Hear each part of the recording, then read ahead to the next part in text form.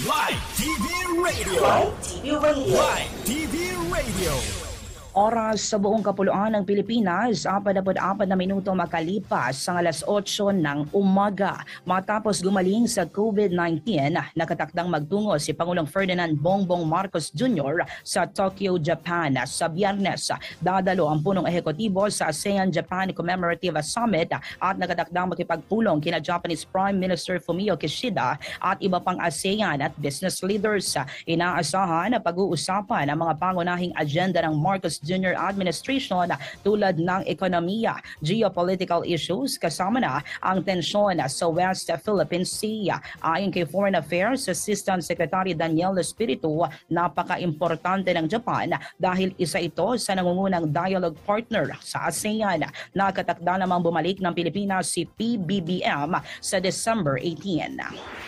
Live TV Radio. Live TV Radio. Live TV Radio.